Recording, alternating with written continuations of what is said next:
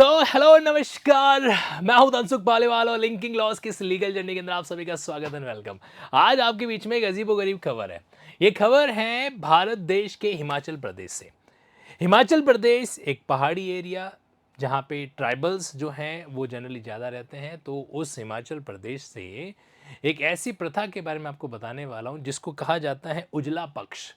अब ये उजला पक्ष क्या है इस प्रथा का नाम, तो देखिए जैसा आप फोटो के अंदर देख के समझ पा रहे हैं, ऐसा कैसा कुछ सीन यहाँ पर भी है।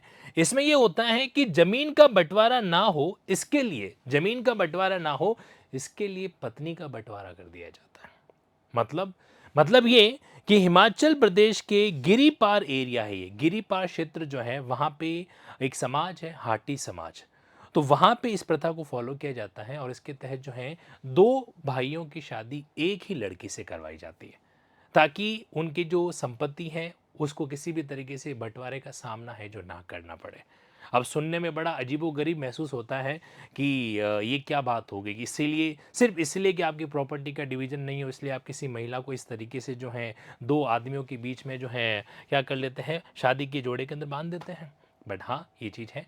और मज़ेदार बात यहाँ पर ये है कि हिमाचल प्रदेश के अंदर इसे बाकायदा जो कस्टमरी लॉ है उसके तहत वैध माना जाता है, लीगल है जो माना जाता है। लेकिन हमें आज का ये episode criminal point of view से भी ऑब्जर्व करना है। क्या क्रिमिनल कानून इसको जो है एक तरीके से ऑफेंस नहीं मानता है क्या? क्योंकि एक अपराध होता है बिगेमी। मैं आपको बताना चाहता हूँ यहाँ पर कि भारतीय न्याय संहिता जो कि हमारा नया वाला कानून है, तो भारतीय न्याय संहिता के अंदर सेक्शन 82 आता है। सेक्शन 82 इसमें लिखा हुआ है कि जो कोई भी, चाहे वो हस्बैंड हो या वाइफ हो, अगर लिविंग क्या करता है, वाइफ होते हुए भी क्या करता है, दूसरी शादी इस तरीके से करता है, तो वो दूसरी शादी क्या होती है, एक तरीके से ऑब्वियस सी बात है वो एक अपराध की श्रेणी के अंदर आती है, जहां पर आपको 7 साल तक की सजा है जो दी जा सकती है। शादी के 7 फेरे होते हैं और अगर आपने 2 विवाह कर दिए पुराने वाले के होते हुए, तो फिर आपको 7 साल तक की सजा है जो यहाँ पे हो सकती है। इसको कहा जाता है बाइगेमी या द्विविवाह का अपराध। अब चाहे पॉलीगैमी हो या पॉलीएंड्री, दो मैंने आपके सामने शब्द इस्तेमाल किए हैं। एक शब्द कौन सा है, पॉलीगैमी, और दूसरा है पॉलीएंट्री। अब देखो क्या होता है कि पॉलीगैमी का मतलब है द्विविवाह, स्वाभाविक सी बात करते हैं अपन यहाँ पे। जनरली ये महिलाओं के संदर्भ में इस्तेमाल जो किया जाता है, लेकिन ये जो है पॉलीएंड्री, ये होता है कि जहां पर आप एक महिला एक से ज्यादा पति है जो रखती है। ठीक, तो अब इस केस में क्या ये एक तरीके से पॉलीएंड्री का अपराध है जो नहीं है, जो हम लोग अभी इस वे के अंदर देख रहे हैं? स्वाभाविक सी चीज़ है, अपराध तो लग रहा है, क्योंकि दोनों की शादी चाहे साथ साथ हो या एक के बाद दूसरे की हो, यहाँ पर है तो मामला कुछ इस तरीके का ही।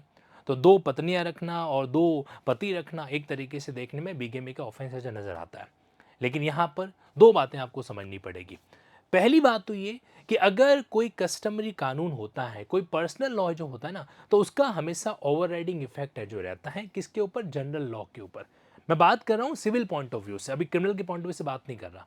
तो सिविल पर्सपेक्टिव से कभी भी कोई भी पर्सनल लॉ के अंदर आपका कस्टमरी लॉ भी है जो शामिल हो सकता है। ओके, तो उस दृष्टिकोण से, उस पर्सपेक्टिव से, तो अगर ऐसा कोई भी आपका कस्टमरी लॉ है जो इसको वैधता देता है, तो यस, ऐसा केस किया जा सकता है। और आपको पता है इस शादी के अंदर जो है, ये जो दोनों दूल्हे आपको दिखाई दे रहे हैं, ये दोनों दूल्हे भी कोई ऐसे नहीं कि अनपढ़ है। इनका प्रोफाइल मैं आपको बताऊं तो एक हिमाचल प्रदेश के अंदर जल शक्ति विभाग के अंदर सरकारी सेवक है, और दूसरे जो हैं वो विदेश के अंदर, फॉरेन के अंदर जो हैं, वहां पे कोई जॉब या सर्विसेज है जो करता है। तो दोनों भी पढ़े लिखे हैं, राइट। तो ऐसे केस के अंदर यहाँ पर जो है इन्होंने अपनी एक परंपरा का निर्वहन किया, और इनकी शादी के अंदर आसपास के समाज, जो कितने भी समाज गांव वाले हैं, वो बाकायदा इकट्ठे हुए और इन्होंने जोर शोर से इस शादी को एक तरीके से क्या किया है, उसकी तारीफ की है। इनका ये कहना है कि हमारी पुरानी एक परंपरा थी जिसको क्या किया इन्होंने, एक तरीके से आगे है जो बढ़ाया।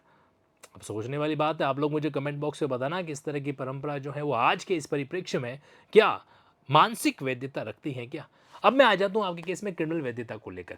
तो देखो कानून जो है वो क्या कहता है बीएनएस का, कि भाई अगर इस तरीके से दो विवाह किए हैं तो भी अपराध है। लेकिन प्रॉब्लम ये है कि हमारे कानून के अंदर ही इसका क्या दे रखा है, एक मामला जो है ऐसा दे रखा है कि जिसके कारण आप इसको चाहकर भी अपराध नहीं मान सकते। कैसे? देखो, शादी वाले जो मामले होते हैं ना, तो उनके केस में जब तक पीड़ित व्यक्ति शिकायत ना कर दे, यस, सही सुना आपने, शादी के मामलों के अंदर जैसे पति ने कोई बदमाशी की है तो पत्नी पीड़ित है, पत्नी ने कोई बदमाशी की है तो पति पीड़ित है।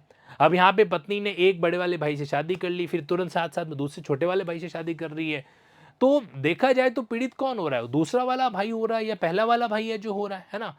लेकिन वो कंप्लेन क्यों करेंगे? वो तो रजामंदी से कर रहे हैं। धारा 219 बीएनएसएस भारतीय नागरिक सुरक्षा संहिता क्या कहती है कि कोई भी न्यायालय भारतीय न्याय संहिता 2023 की धारा 81 से 84 के अधीन दंडनीय अपराध का संज्ञान यानी कि कॉग्निजेंस नहीं लेगा जब तक कि क्या नहीं किया जाए, व्यतीत व्यक्ति जो एग्रीड पर्सन है उसके द्वारा कोई परिवाद है जो दर्ज ना हो। बात खत्म हो गई। तो जो सेक्शन 82 बीएनएस है वो अपराध होते हुए भी धारा 219 बीएनएसएस के कारण कोर्ट उसका संज्ञान ले नहीं सकता, तो सजा के मामले में मामला आ नहीं सकता और यहीं पे केस क्या हो जाता है, क्लोज है जो हो जाता है। द्रौपदी महाभारत का एक इंसिडेंट आपको पता है पॉलीएंड्री के तहत। तो द्रौपदी के कैरेक्टर को लेकर एक जो आरोप आक्षेप लगाया जाता है तो वो एक आ जाता है कि 5 पतियों के बीच में रहने वाली महिला का जो है क्या ही स्वरूप इस तरीके से होता होगा। तो स्वाभाविक सी चीज़ है कि कहीं न कहीं जो है सभ्यता संस्कृति का एक अलग मामला रखा जाए तो कहीं न कहीं इस बात को लेकर थोड़ा-सा आरोप ये भी लग रहा होगा कि फिर इस औरत पे जो है, इन महिला पे जो है ये भी आक्षेप लगे कि यार 2 भाइयों के बीच में रहती हैं, फिर देखो कैसा इनमें और माफ़ी चाहूँगा मेरे शब्द के लिए, लेकिन कहीं की मानसिक शब्द ऐसे भी होंगे कि इनमें जो है और एक प्रोस्टिट्यूट के अंदर क्या अंतर होगा, ऐसे भी शब्दावली इस्तेमाल किए जाएँगे। लेकिन देखो कस्टम कस्टम है और अगर वहाँ पे उनको ऐसा लगता है कि वैध है, और वैसे भी शादी जो है एक निजी मामला होता है। यहाँ पर समाज के किसी अन्य व्यक्ति के खिलाफ कोई अपराध है जो नहीं किया जा रहा है। और पुरानी कहावत है मियाँ बीबी राजी तो क्या करेगा काजी। अब यहाँ पे मियाँ बीबी राजी को आप थोड़ा सा मुहावरा चेंज कर दीजिए, 2 मियाँ और 1 बीबी राजी तो क्या करेगा बाकी सारा काजी, है ना। एग्जैक्टली इससे कोई फर्क है जो यहाँ पे नहीं पड़ता। तो ये कहानी थी हिमाचल प्रदेश की, जहाँ पर इस तरीके से ये बात मैंने आपके सामने रखी है।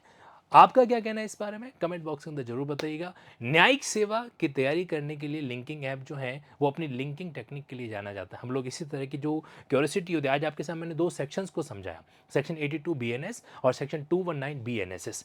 तो ये एक आसान तरीका होता है कि हम वर्तमान के किसी इवेंट को क्या करते हैं, कनेक्ट है जो करते हैं, लिंक है जो करते हैं कानून से, ताकि कानून की वो जो धाराएं होती है वो भी दिमाग में सेट हो जाती है। एक और बात मैं आपको बताना चाहता हूं जाते जाते, हिंदू कानून के तहत, हिंदू अडॉप्शन मेंटेनेंस ले लीजिए, हिंदू मैरिज एक्ट ले लीजिए, उसके तहत जो है अगर एक पति एक पत्नी है तो उनके दोनों अलग अलग बेटे हैं तो उनको कहा जाता है फुल ब्लड का रिलेशन।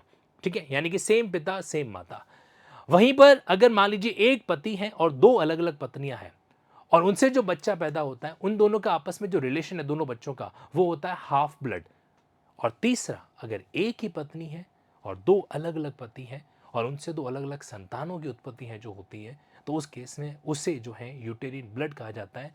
और हिंदू सक्सेशन के तहत जो है ये जो चीज़ है उसके तहत उनको बहुत ही मतलब समझ लीजिए कि एंड के रिलेशन की तरह ट्रीट है जो किया जाता है। खैर ये तो बात थी हिंदू सक्सेशन की, और आपके मन में क्या बात है कमेंट बॉक्स के अंदर जरूर बताइएगा। Thank you.